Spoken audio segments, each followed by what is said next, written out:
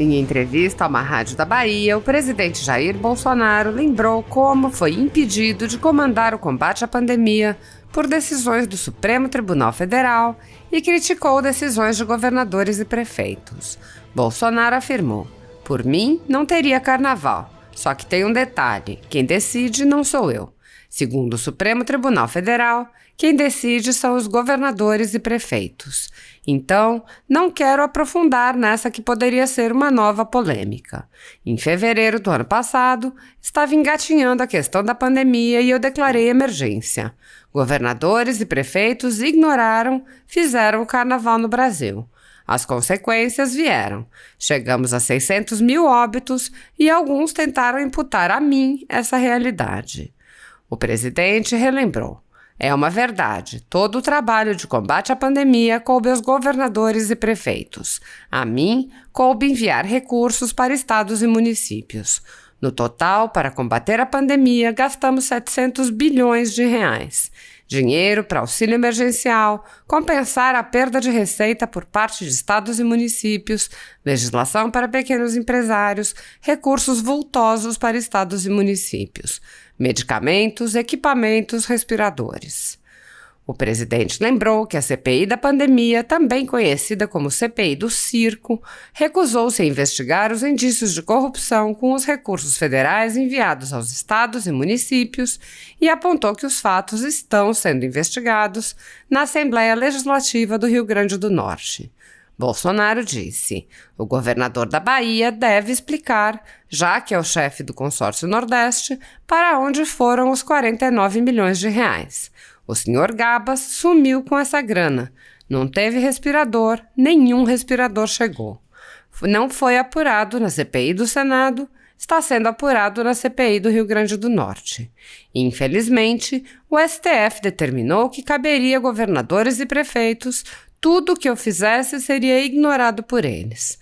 Não faltaram recursos para eles trabalharem nesse sentido."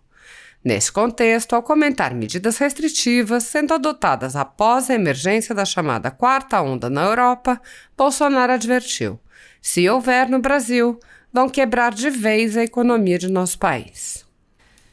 Enquanto se recusou a investigar indícios de corrupção com os recursos enviados pelo governo federal aos estados e municípios, a CPI não poupou esforços em humilhar pessoas e empresas que manifestaram apoio ao presidente Jair Bolsonaro, além de quebrar sigilos sem qualquer fundamentação, vazar dados sigilosos para a imprensa e ameaçar pessoas de prisão. O procedimento é o mesmo observado em inquéritos conduzidos em cortes superiores. Matérias da velha imprensa atribuem um rótulo ou marca a um grupo de pessoas e isso é tido como suficiente para quebras de sigilos, interrogatórios, buscas e apreensões, prisões e confiscos. Após promover uma devassa nas pessoas e empresas, no que é conhecido como Fishing Expedition, os dados são vazados para a velha imprensa, que então promove um assaz de reputações que dá causa a novas medidas abusivas. Conforme vários senadores notaram, os procedimentos são comumente dirigidos aos veículos de imprensa independentes, em evidente tentativa de eliminar a concorrência, controlar a informação e manipular a população brasileira. Em um inquérito administrativo no Tribunal Superior Eleitoral, seguindo esse tipo de procedimento, o ministro Luiz Felipe Salomão ordenou o confisco da renda de diversas pessoas, sites e canais conservadores, inclusive a Folha Política. A decisão recebeu elogios do ministro Luiz Roberto Barroso, do STF, presidente do TSE. A decisão não discrimina os conteúdos e atinge a totalidade da renda dos sites, com o objetivo de levar ao fechamento das empresas por impossibilidade de gerar renda. Se você apoia o trabalho da Folha Política e pode ajudar a impedir o fechamento do jornal, doe qualquer valor através do Pix, utilizando o QR Code que está visível na tela ou o código ajude@folhapolitica.org. Caso não utilize Pix, há a opção de transferência bancária para a conta da empresa Raposo Fernandes, disponível na descrição deste vídeo e no comentário fixado no topo. Há quase 10 anos, a Folha Política vem mostrando os fatos da política brasileira e dando voz a pessoas que o cartel midiático quer calar. pix@ajude@folhapolitica.org. Assim está. Eu queria só, presidente, aproveitar um trecho da fala do senhor citou a pandemia. A gente já tem mais de 60% de imunizados, né, em todo o país. A gente tem 79% de totalmente imunizados aqui em Salvador. No entanto, a gente vê o que aparenta ser uma quarta onda na Europa e alguns países, a exemplo de Alemanha, Holanda, Áustria, tomando novas medidas de restrição. Eu gostaria muito de saber do senhor como é que o senhor enxerga esse cenário e também gostaria de saber do senhor se o senhor é favorável ou não à realização do carnaval. Essa é uma polêmica muito nossa e que está aí no topo de todas as conversas aqui em Salvador e em toda a Bahia. Olha, por mim não teria carnaval. Só que tem um detalhe, quem decide não sou eu. Segundo o Supremo Tribunal Federal, quem decide são os governadores e prefeitos. Então não quero aprofundar nessa que poderia ser uma nova polêmica. Em fevereiro do ano passado, ainda estavam engatinhando a questão da pandemia, né? Pouco se sabia, praticamente não tinha obra no Brasil. Eu declarei emergência. E os governadores e prefeitos, né, ignoraram, fizeram o carnaval no Brasil. As consequências vieram, né? Chegamos a 600 mil óbitos. E alguns tentaram imputar a mim essa responsabilidade. Não tenho culpa disso. Não estou me esquivando nem apontando outras pessoas. É uma realidade, é uma verdade. Todo o trabalho de combate à pandemia coube aos prefeitos e aos governadores. Para mim, o que coube para mim fazer? Mandar recursos para estados e municípios. No total, para combater a pandemia, gastamos no ano passado 700 bilhões de reais. Foi dinheiro para o auxílio emergencial, foi para compensar a previsão de perda de receita por parte de estados e municípios, foi para garantir empregos de mais de 11 milhões de pessoas, porque nós demos meio para os pequenos e microempresários poder fazer negociações com seus empregados, de modo que eles não fossem demitidos. Mandamos recursos vultosos para estados e municípios também, para medicamento, equipamento, respiradores. Por falar em respirador, né, o prefeito da Bahia, o governo da Bahia deve explicar, já que ele é o chefe do consórcio do Nordeste, para onde foram os 49 milhões de reais, onde o senhor Carlos Gabas sumiu com essa grana para comprar respirador e nem o respirador chegou.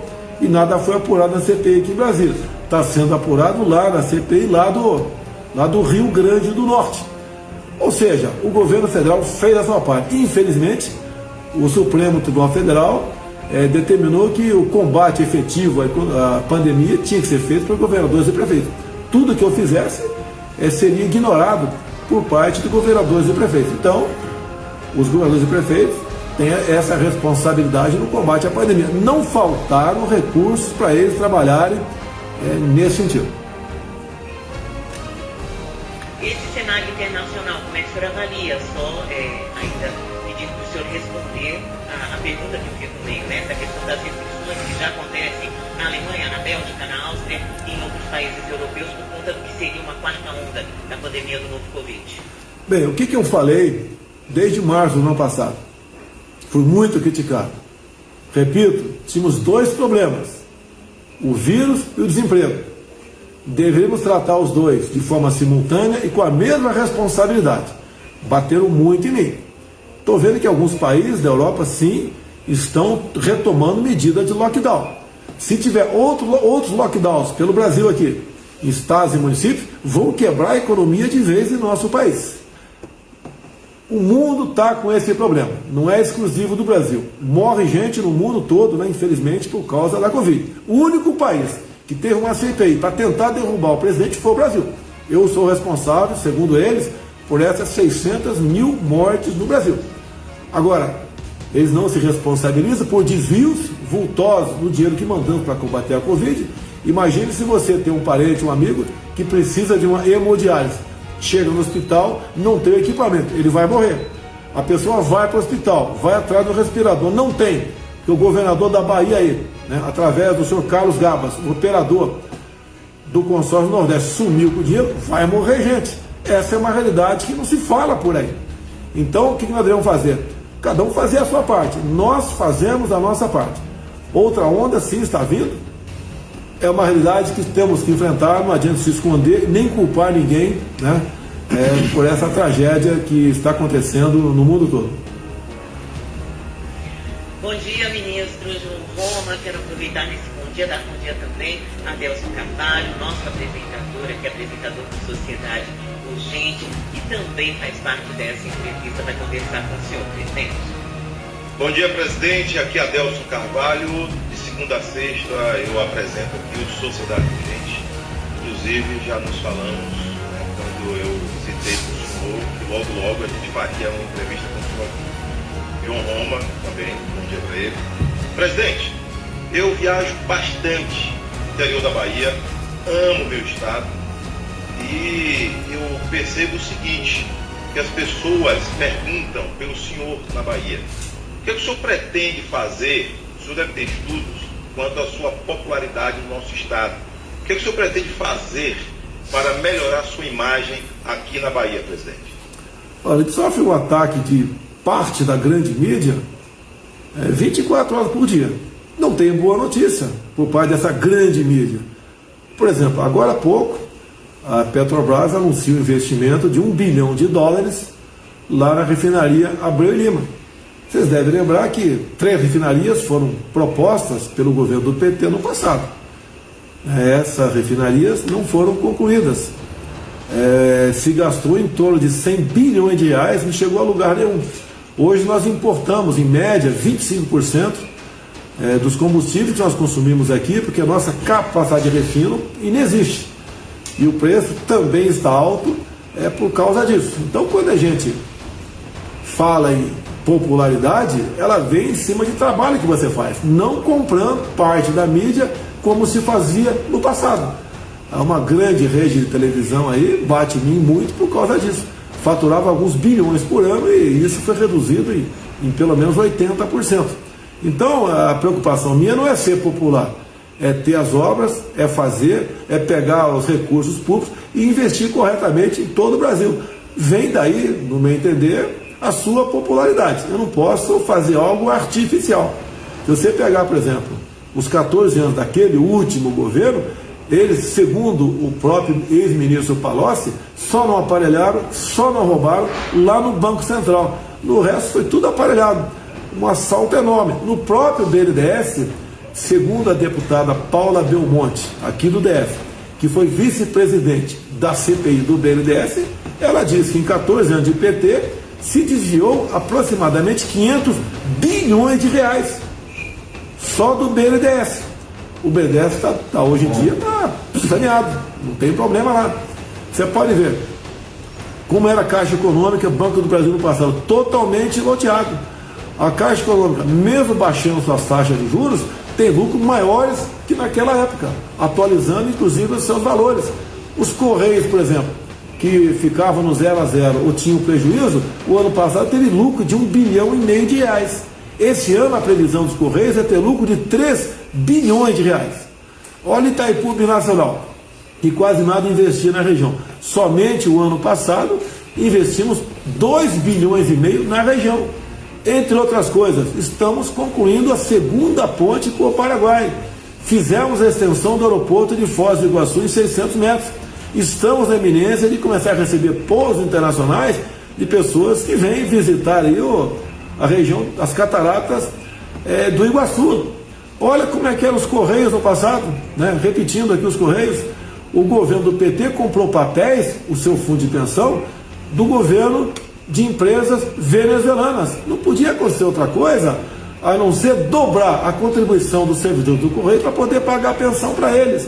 Olha como é que era nossa Petrobras, assaltada, né? Cada diretoria tinha um partido que mandava lá e era roubo em cima de roubo. Os delatores, né, da Operação Lava Jato devolveram quase R$4 bilhões.